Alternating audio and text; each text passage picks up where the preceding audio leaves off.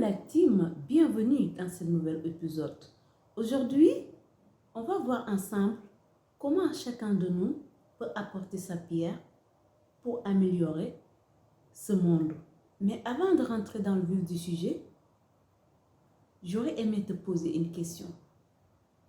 Tu fais partie de ceux qui profitent de cet héritage sans penser à nos enfants, à nos petits-enfants, ou bien tu fais partie de ceux qui ont envie de l'améliorer avant de le laisser à nos enfants?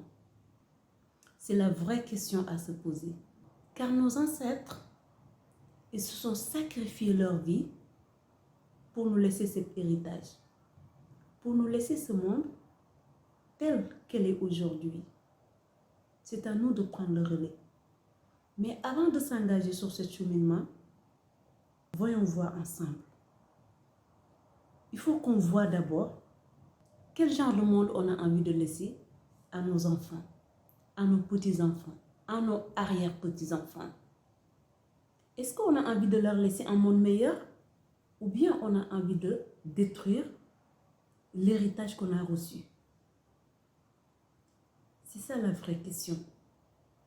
Mais il faut qu'on sache aussi que chacun de nous a sa part de responsabilité pour le rendre meilleur ou pour le rendre pire.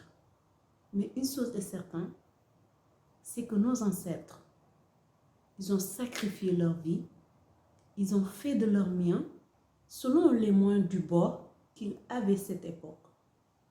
Aujourd'hui, c'est à nous de prendre le relais. On peut l'améliorer si on le veut vraiment. Si on a vraiment envie de l'améliorer et de le rendre meilleur, on a la capacité et le potentiel. Car si nos ancêtres ont réussi à le faire, nous aussi on a la capacité. Mais il faut vraiment le désirer ardemment. On a construit un monde avec notre ego. Œil pour œil, dent pour dent. Les plus forts écrasent les faibles. Aujourd'hui, on est sur le croisé du chemin. Mais personnellement, ce que je vois, il y a de quoi s'inquiéter. On voit tous les jours un monde où la violence est validée, où les crimes sont validés. Mais avec ce rythme-là, où on va vraiment? Qu'est-ce qu'on va laisser à nos enfants, à nos petits-enfants, à nos arrière-petits-enfants? Franchement, il y a de quoi à réfléchir deux fois.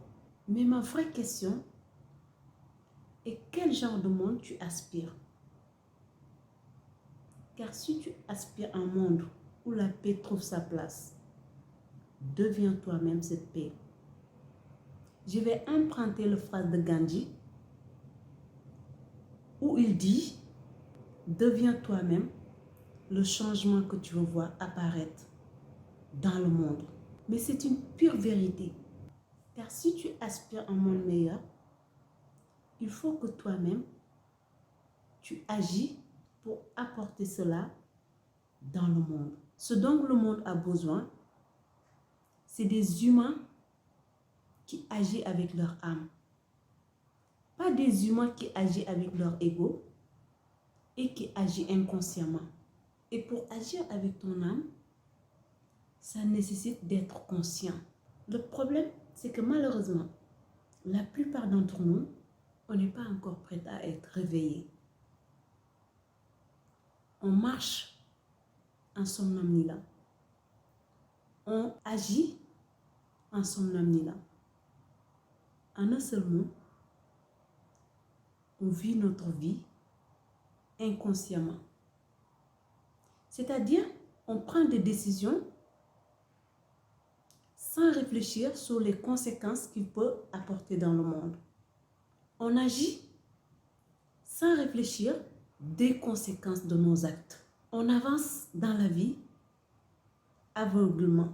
Aujourd'hui, ce dont le monde a besoin, c'est des âmes éveillées, des âmes qui agissent consciemment, des âmes qui sont là pour apporter de bien. Pas pour eux, mais pour ceux qui vont arriver après nous. Pas des êtres humains égoïstes qui pensent qu'à eux, qui sont là juste pour profiter de cet héritage qu'on nous a laissé. Aujourd'hui, c'est nécessaire, à chaque fois qu'on agit, on pense à nos enfants. C'est nécessaire, quand on prend une décision,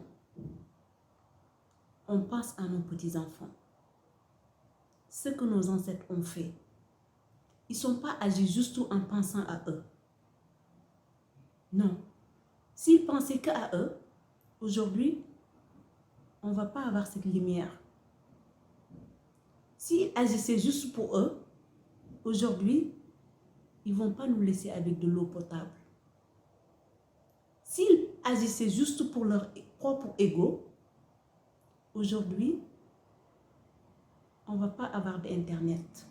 Ensemble, on peut construire un nouveau monde, un monde meilleur, un monde qui va nous rendre fiers, non seulement nous, mais qui va rendre nos ancêtres fiers, là où ils sont, au-delà. Tu sais que dans chacun de nous, il dort l'ego et l'âme. Si tu nourris l'âme, tu vas contribuer pour augmenter la paix, l'amour et la compassion dans le monde. Si tu nourris l'ego, de même, tu vas contribuer pour ceux qui vont détruire ce monde. Donc c'est à toi de voir qu'est-ce que tu décides de nourrir à partir d'aujourd'hui. Mais sache que si tu nourris ton âme, sache que tu avances vers le royaume de Dieu. Si tu nourris ton ego, sache que l'ego, c'est tout ce qui a amené le monde là où il est aujourd'hui. Œil pour œil, dent pour dent, la division. En un seul mot, l'ego, tout ce qui est la paix, le dérange. Cela étaient les conseils de Lyon affamé pour aujourd'hui. En attendant, je prie le bon Dieu pour qu'elle mette des lumières sur ton chemin. D'ici là, porte-toi bien. Prochain épisode. Bisous.